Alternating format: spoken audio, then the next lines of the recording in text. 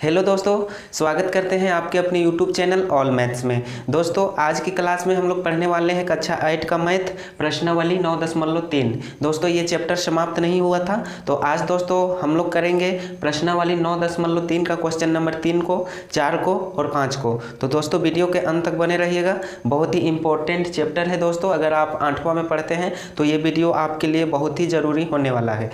अगर आप मेरे चैनल में नए हैं तो चैनल को सब्सक्राइब कर लीजिएगा और बेल आइकन बटन को दबा लीजिएगा। इससे क्या होगा कि जब मैं अपने चैनल पर वीडियो अपलोड करूंगा तो नोटिफिकेशन सबसे पहले आपके मोबाइल तक सीधे झट से पहुंच जाएगा, जिससे आप समझ जाएंगे कि वीडियो डाला गया है। तो चलिए नो मजाक नो बकवास, चलिए शुरू करते हैं आज की क्लास। दोस्तों क्वेश्चन को हम यहाँ पे बोर्ड में नहीं लिखेंगे। अगर हम यहाँ पे क्वेश्चन को बोर्ड में लिख देते हैं तो इसका जब हम सॉल्यूशन करेंगे तो नहीं हटेगा। इसलिए दोस्तों हम क्वेश्चन को बुक में देखते जाएंगे और यहाँ पे हल कर देंगे। आप लोग अपने अपने बुक को निकाल लीजिएगा और क्वेश्चन को देखते जाइएगा। एक बात याद रखिएगा दोस्तों, हम जो बता रहे हैं न्यू बुक से बता रहे हैं, कक्षा 8 का नया बुक से बता रहे हैं। पुराना बुक जिसके पास है तो क्वेश्चन थोड़ा सा डिफरेंट मिलेगा, ठीक है, आंसर अलग अलग मिल सकता है, तो घबराने की ज़रूरत नहीं है। कुछ दोस्तों नया बुक में क्वेश्चन दूसरा दिया हुआ है और पुराना बुक में दूसरा दिया हुआ है, यानी दोस्तों कहीं कहीं पे क्वेश्चन को चेंज कर दिया है। पुराना बुक में दूसरा आंसर है, नया बुक में दूसरा आंसर है, तो इस तरह से आपको डिफरेंट मिल सकता है। तो चलिए दोस्तों आप लोग अपने अपने बुक को निकाल लीजिए, हम यहाँ पे हल करते हैं। तो फाइनली दोस्तों हम बुक को निकाल लिए हैं, आप लोग देख सकते हो मेरे हाथ में है, आप लोग भी निकाल लीजिएगा और क्वेश्चन को दोस्तों मिलाते जाइएगा। क्या कह रहा है तीसरा नंबर क्वेश्चन, मैं स्क्रीन पर लगा दिया हूं, आप लोग देख सकते हो। राम एक साहूकार से 40,000 रुपया उधार लिया, यदि वार्षिक ब्याज की दर 7% है तो 2 वर्ष बाद चक्रवृद्धि ब्याज ज्ञात कीजिए, जबकि ब्याज वार्षिक संयोजित होता है। देखिए दोस्तों यहाँ पे मूलधन दिया हुआ है 40,000 रुपया और दर भी दोस्तों दिया हुआ है 7% और कितने समय के लिए है तो 2 वर्ष के लिए है। और क्या कह रहा है, चक्रवृद्धि ब्याज ज्ञात कीजिए। तो चलिए दोस्तों यहाँ पे लिख लेते हैं। देखिए 40,000 जो रुपया दिया हुआ है ना, उसको हम लोग मूलधन मान लेंगे। तो चलिए यहाँ पे लिख लेते हैं मूलधन क्या दिया हुआ है, ये तीसरा नंबर क्वेश्चन है। मूलधन लिख लेते हैं दोस्तों, मूलधन बराबर दिया हुआ है 40,000 रुपया, ठीक है। ये 40,000 है, थोड़ा सा आप लोगों को कम दिखाई पड़ता होगा क्योंकि यहाँ लाइट का प्रॉब्लम है दोस्तों। और दर कितना दिया हुआ है दोस्तों, तो 7%, दर बराबर 7%, ठीक है। और समय कितना दिया हुआ है तो आप लोग बुक देखते जाइएगा।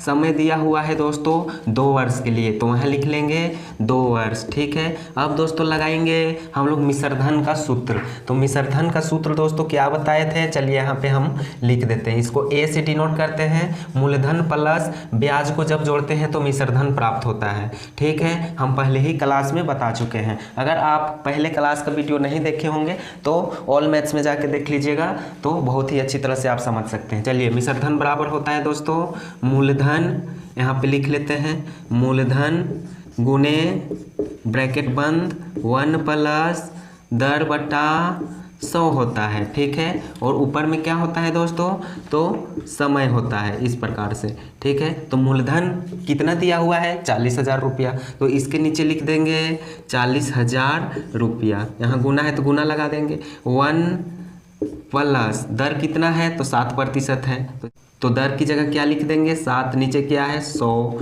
ठीक है। ब्रैकेट समय कितने वर्ष के लिए, 2 वर्ष के लिए, यहाँ लिख दिए हैं, आप लोग देख सकते हो।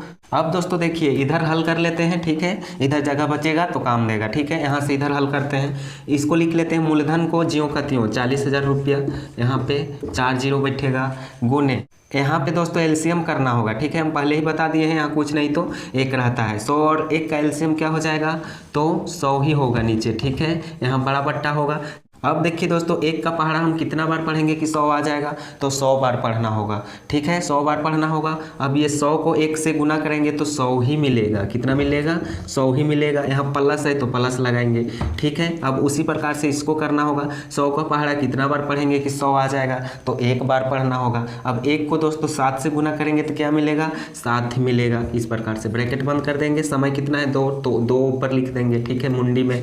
देखिए इतना आ गया है। अब इसको दोस्तों इधर लिख लेते हैं, ठीक है, इधर लिख लेते हैं। अभी आप लोग मत लिखिएगा, मैं लिखने का मौका दूंगा, ठीक है। यहाँ 40,000 है तो 40,000 इधर लिख लेते हैं, 4 0, गुना है तो गुना लगाएंगे। अब देखिए 100 + 7 जोड़ेंगे तो कितना निकल के आएगा, 107 निकल के आएगा। नीचे क्या है, 100 है तो 100 को लिख देंगे, ठीक है। ऊपर क्या है, पावर तो 2 है, ठीक है, तो 2 को लिख दिए, बराबर। 2 कहने का अर्थ क्या है दोस्तों, हम लोग यहाँ पे 107/100 2 बार लिखेंगे, ठीक है। ये चलते जाएगा 40,000, ठीक है। तो यहाँ पे लिख लेंगे 40,000 गुने, यहाँ पे क्या हो जाएगा 107 बट्टा नीचे 100 गुना 107/100। ये 2 बार क्यों लिखा है दोस्तों, तो यहाँ पावर 2 है, ठीक है। अगर यहाँ पावर 3 रहता तो 107/100 3 बार लिखा था। देखिए दोस्तों ऊपर 2 0 कटेगा तो नीचे भी 2 0 कट जाएगा। देखिए 2 0 ऊपर काट लीजिए, फिर 2 0 नीचे कट जाएगा।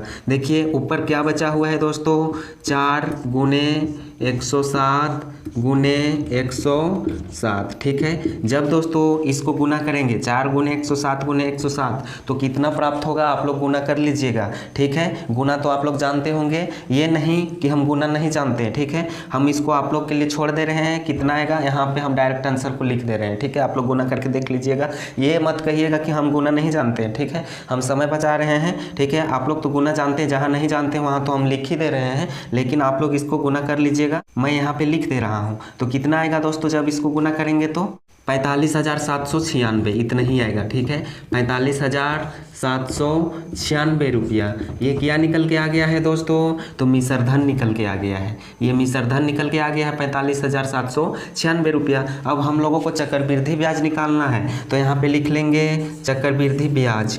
चक्रवृद्धि ब्याज इसका सूत्र क्या होता है दोस्तों, हम लोग पहले क्लास में भी पढ़ चुके हैं। चक्रवृद्धि ब्याज का सूत्र होता है मिश्र धन, यहाँ पे लिख दे रहे हैं, देखिए मिश्र धन माइनस मूलधन, मूलधन, ठीक है। आप लोग देख सकते हो मिश्र धन के नीचे क्या लिखेंगे, मिश्र धन कितना निकल के आ गया है, तो 45,796 रुपया माइनस मूलधन क्या है, तो आप लोग देख सकते हो 40,000, ठीक है। तो यहाँ पे लिख देंगे 40,000 इस प्रकार से। अब इसको दोस्तों घटा देंगे, ठीक है। 45,796 माइनस 40,000 घटाएंगे तो यहाँ कितना बचेगा, 5,796 रुपया ही बचेगा, ठीक है। आप लोग घटा के देख लीजिएगा। अब कहिएगा कि सर घटाओ भी नहीं जानते हैं, ठीक है, तो इसको घटाइएगा ना तो इतना ही आएगा। ये क्या निकल के आ गया है, चक्रवृद्धि ब्याज निकल के आ गया है। तो क्वेश्चन यही कह रहा था, मिश्र धन और चक्रवृद्धि ब्याज दोनों चीज़ मिल गया है। तो आप लोग लिख लीजिएगा दोस्तों, बहुत ही आसान है। क्वेश्चन को आप लोग पहले नोटबुक में नोट कर लीजिएगा, हम तो यहाँ नहीं लिख दिए हैं, लेकिन मिला लीजिएगा, ठीक है। उसके बाद इसको नोट कर लीजिएगा। तो चलिए आप लोग नोट कीजिए, तब तक आगे बढ़ेंगे चौथे नंबर क्वेश्चन की ओर।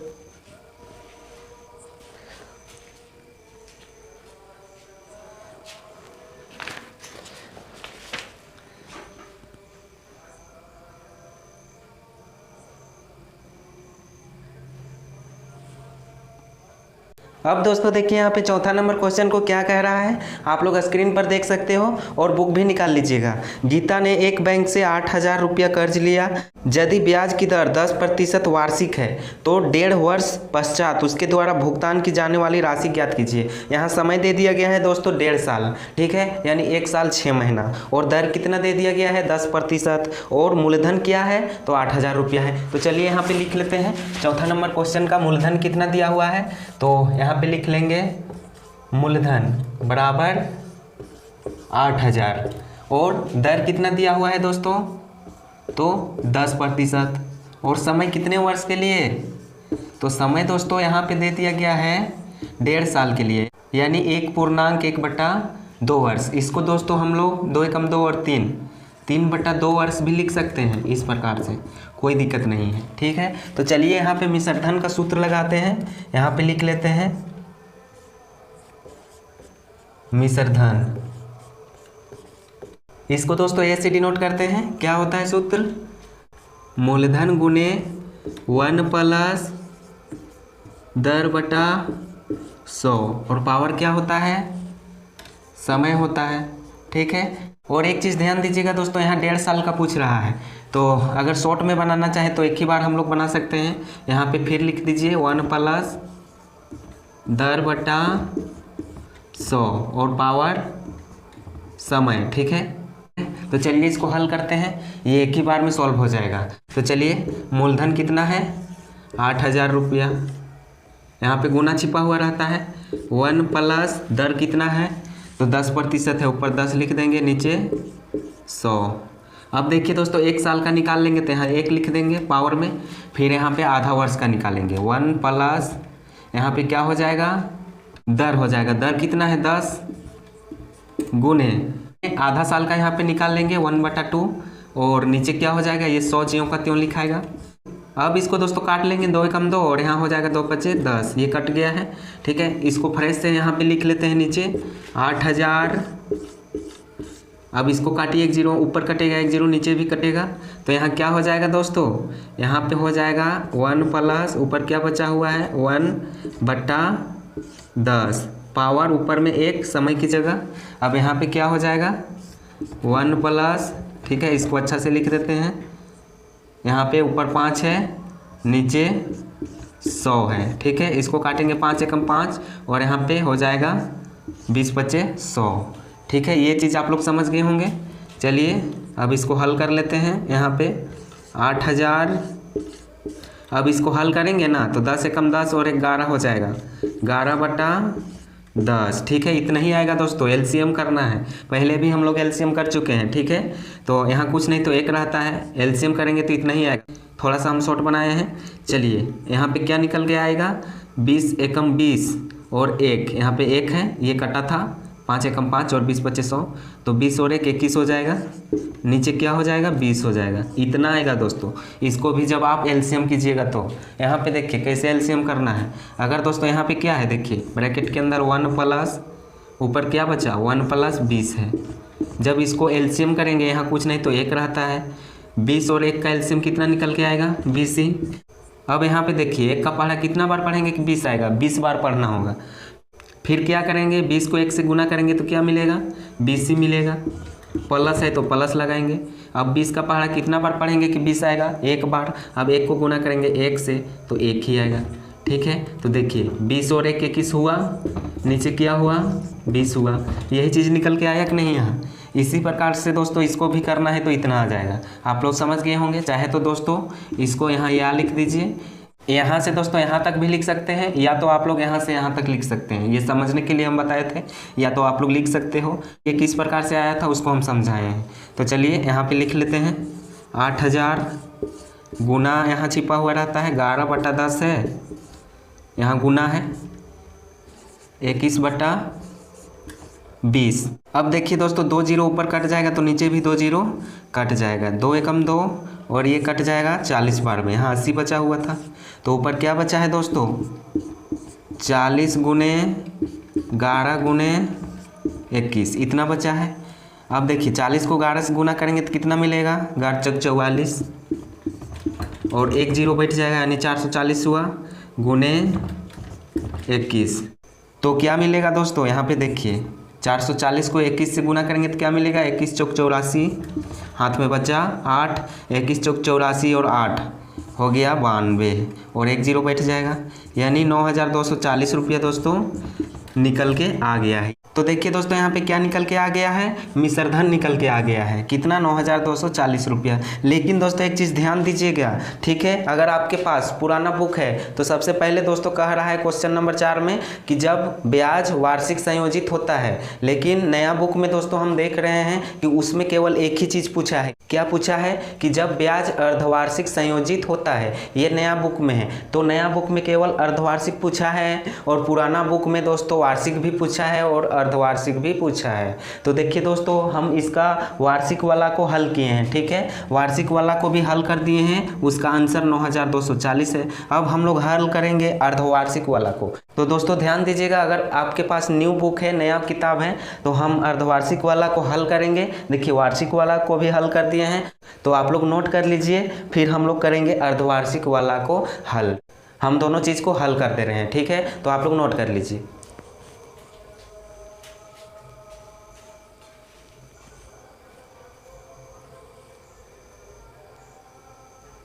तो देखिए दोस्तों यहाँ पे बोर्ड में वार्षिक वाला को हम लोग सॉल्व कर चुके थे। अब सॉल्व करेंगे दोस्तों जब ब्याज अर्धवार्षिक संयोजित होता है, ठीक है। मूलधन वही रहेगा, दर वही रहेगा, समय भी वही रहेगा। लेकिन दोस्तों एक चीज़ ध्यान दीजिएगा, जब ब्याज अर्धवार्षिक संयोजित होता है, जब भी क्वेश्चन में पूछे कि जब ब्याज अर्धवार्षिक संयोजित होता है तो दर क्या हो जाता है, आधा हो जाता है। यानी दोस्तों दर यहाँ 10% है तो इसका आधा 5% हो जाएगा। समय दोस्तों क्या होता है, 2 गुना हो जाता है। यहाँ 1.5 वर्ष है तो क्या हो जाएगा, 3 वर्ष हो जाएगा। कितना होगा, 3 वर्ष हो जाएगा। ये नियम आप लोग याद कर लीजिएगा, ठीक है। ये रूल है, अगर ब्याज अर्धवार्षिक संयोजित होता है तो क्वेश्चन में अगर कहे कि ब्याज अर्धवार्षिक संयोजित होता है तो दर को आधा कर देना है और समय को 2 गुना कर देना है। इससे क्वेश्चन को हल करने में, सॉल्व करने में आसानी होता है। तो चलिए यहाँ पे हल करते हैं। मिश्रधन को लगाएंगे, मिश्रधन, इसको ए से डिनोट करते हैं।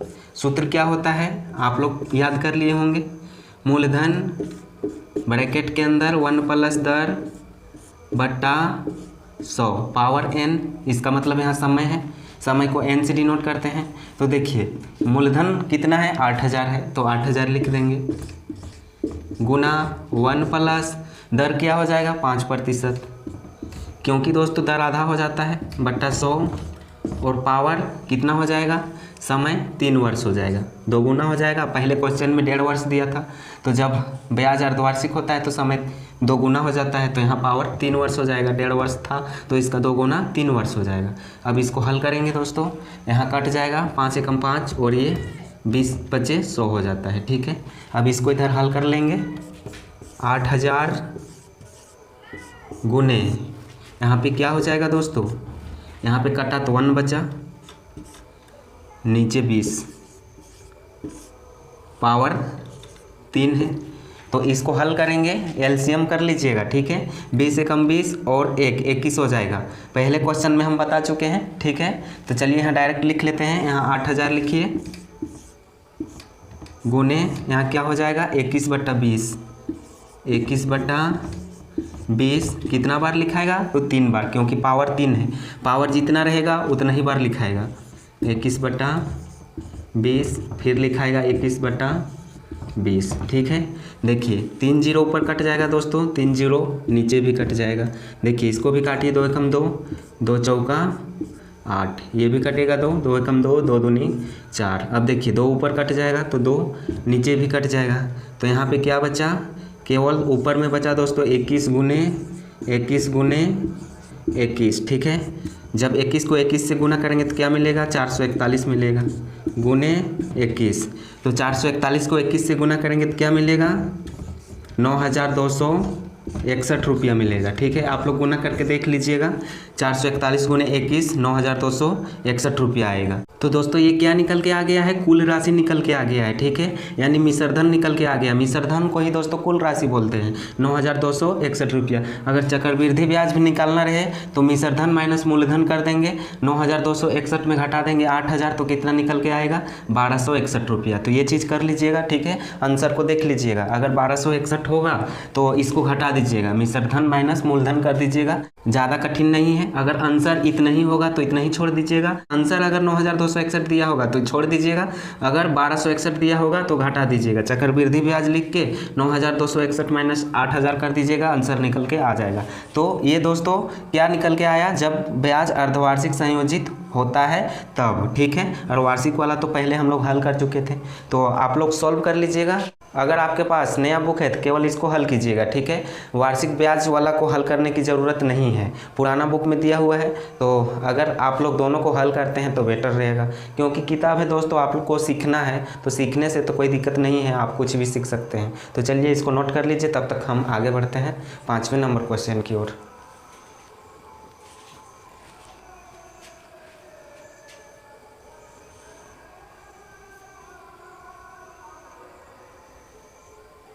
अब दोस्तों देखिए यहाँ पे 5वां नंबर क्वेश्चन क्या कह रहा है। राखी ने 8,000 रुपया 3 वर्ष के लिए 6% वार्षिक दर से साधारण ब्याज पर उधार लिए और काजल ने उतना ही राशि उतने ही समय के लिए 4% वार्षिक दर से चक्रवृद्धि ब्याज पर उधार ली, जबकि ब्याज वार्षिक रूप से संयोजित होता है। किसे अधिक ब्याज का भुगतान करना पड़ेगा और कितना अधिक। देखिए एक लड़की है राखी और दूसरा लड़की है काजल, ठीक है। तो क्या कह रहा है, राखी साधारण ब्याज पर उधार लेती है और काजल चक्रवृद्धि ब्याज पर उधार लेती है। तो क्या कह रहा है, कौन अधिक ब्याज का भुगतान करेगा। तो कैसे पता चलेगा, तो हल करेंगे। पहले हम लोग साधारण ब्याज निकालेंगे राखी के लिए, उसके बाद काजल के लिए चक्रवृद्धि ब्याज, उसके बाद देखेंगे कि किसका राशि ज़्यादा आ रहा है, किसका अमाउंट ज़्यादा आ रहा है। जिसका अमाउंट ज़्यादा होगा वही अधिक ब्याज भुगतान करेगा, ठीक है। तो यही चीज़ दोस्तों यहाँ पे क्वेश्चन कर रहा है। तो चलिए इसको हल करते हैं। यहाँ पे लिखेंगे 5वां नंबर क्वेश्चन को राखी के लिए, ठीक है। सबसे पहले लिखेंगे राखी के लिए क्या लिखेंगे, साधारण ब्याज। साधारण ब्याज का सूत्र क्या होता है, ये तो बच्चा भी जानता होगा दोस्तों, ठीक है। साधारण ब्याज बराबर मूलधन गुने समय गुने दर बटा 100 होता है। देखिए यहाँ पे समय को यहाँ भी लिख सकते हैं, ठीक है, और दर को बीच में भी, कोई दिक्कत नहीं है, ठीक है। उल्टा पल्टा कहीं भी लिख सकते हैं, आंसर उतना ही आएगा। देखिए समय को यहाँ भी लिख सकते हैं दर की जगह, और जहाँ पे हम समय लिखे हैं वहाँ पे दर भी लिख सकते हैं, ठीक है। मूलधन कितना दिया हुआ है दोस्तों राखी के लिए, तो देखिए मूलधन दिया हुआ है 8,000 रुपया। यहाँ पे लिख सकते थे राखी के लिए मूलधन बराबर 8,000, और क्या दिया हुआ है, दर बराबर 6%, और समय कितना दिया हुआ है दोस्तों, समय दिया हुआ है यहाँ पे आप लोग देख सकते हो बुक में 3 वर्ष के लिए, 3 वर्ष, ठीक है। यहाँ पे लिख दिए, अब कोई दिक्कत नहीं होने वाला है। तो मूलधन की जगह यहाँ पे बैठाएंगे 8,000, गुना है तो गुना लगाएंगे, समय कितना है तो 3 वर्ष, और दर कितना दिया हुआ है तो 6%। अब नीचे क्या है दोस्तों, 100 है, ठीक है। यहाँ बट्टा है, ठीक है, बड़ा बट्टा।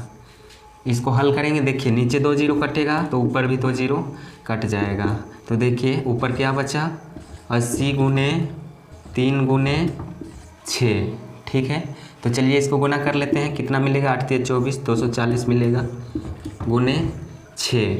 तो 240 को 6 से गुना करेंगे तो क्या मिलेगा, देखिए 6 चौका 24, हाथ में 2, 6 दूनी 12 और 2 14, ठीक है। यहाँ 1 जीरो बैठ जाएगा, यानी 1440 रुपया निकल के आ गया है साधारण ब्याज। किसके लिए, तो राखी के लिए। अब दोस्तों निकालेंगे हम लोग किसके लिए, तो काजल के लिए। यहाँ पे लिख देंगे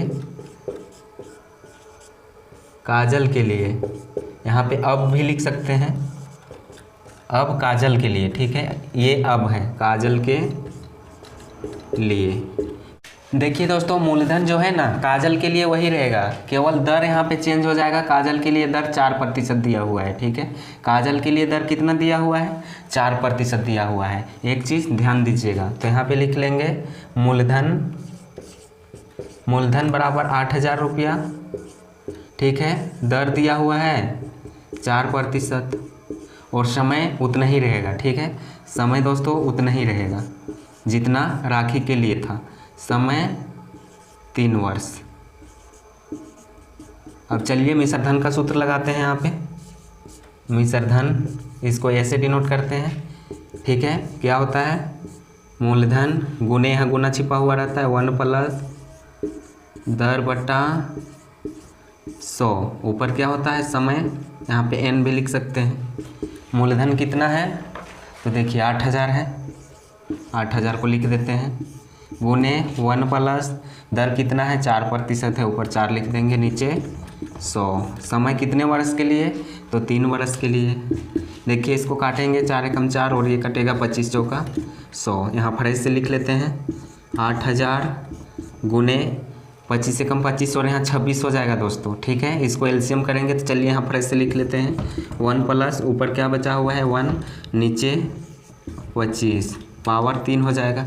ये पावर 3 है तो यहाँ 3 बार लिखाएगा, ठीक है।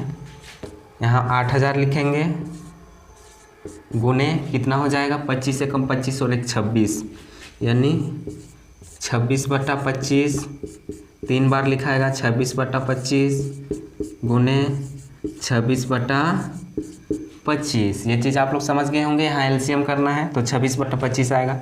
इसको काटेंगे दोस्तों 25 से कम 25 तो यहाँ कट जाएगा। देखिए 25 तिया 75 हो जाएगा, 5 बचा तो 50 हो जाएगा, 25 दूनी 50, 1 0 यहाँ पे बैठ जाएगा। ये कट गया। अब इसको 5 से काटेंगे, 5 बचे 25, अब यहाँ कटेगा 5 36, 2 बचा, 5 चौके 20, यानी दोस्तों ऊपर क्या बचा 64 गुने 26 गुने 26 गुने 26, ठीक है। ये 25 ऊपर के लिए है, नीचे मत लिख दीजिएगा। ये 25 कटा है इसके लिए, बट्टा कितना हो जाएगा यहाँ पे 25 को 5 से गुना करेंगे तो 125 निकल के आएगा, ठीक है। इसको गुना कर लीजिएगा, ऊपर गुना कीजिएगा तो दोस्तों कितना मिलेगा 11,24,864 बटा नीचे कितना हो जाएगा 125। इसको काट लीजिएगा या भाग दे दीजिएगा, ठीक है। मोबाइल से या अपने हाथ से दीजिएगा तो अच्छा रहेगा, ठीक है, सीखने को मिलेगा। इसको काटिएगा ना दोस्तों तो हम लोगों को प्राप्त होगा 89,98.912, इतना निकल के आएगा, ठीक है। इतना रुपया काट के देख लीजिएगा, ठीक है, भाग दे दीजिएगा ना तो इतना ही निकल के आएगा 8,998.912, इतना रुपया निकल के आएगा मिश्र धन काजल के लिए, ठीक है। अब दोस्तों हम लोग निकालेंगे चक्रवृद्धि ब्याज, ठीक है। चक्रवृद्धि ब्याज क्या होता है मिश्र धन माइनस मूलधन होता है। मिश्र धन माइनस मूलधन, मिश्र धन कितना निकल के आ गया है 8,998.912, घटाएंगे मूलधन को, मूलधन कितना था तो देखिए 8,000 रुपया था माइनस 8,000 रुपया।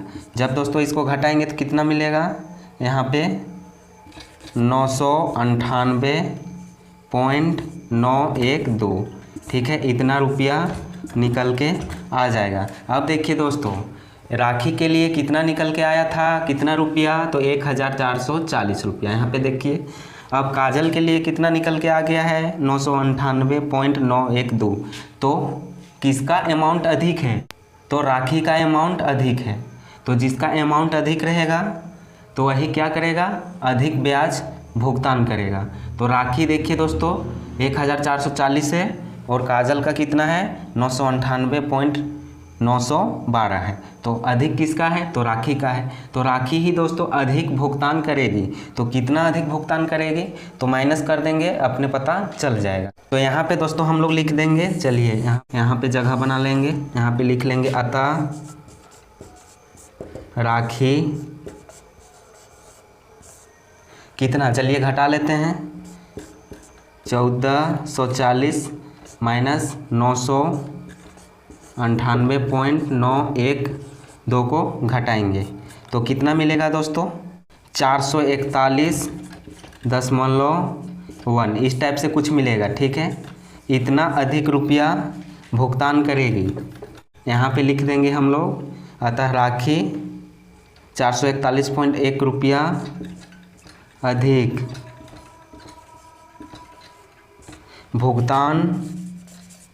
भुगतान करेगी। ये क्या हो गया दोस्तों इस प्रश्न का आंसर हो गया। तो बहुत ही आसान था दोस्तों, ठीक है, दोनों को निकाल लिए, अपने पता चल गया कौन अधिक ब्याज का भुगतान करेगा। तो जिसका अमाउंट अधिक आएगा वही अधिक ब्याज का भुगतान करेगा। तो आप लोग नोट कर लीजिए अपने अपने नोटबुक में। आज की क्लास को दोस्तों यहीं तक रखते हैं, मिलेंगे नेक्स्ट क्लास में। तब तक के लिए आप सभी को थैंक यू, धन्यवाद।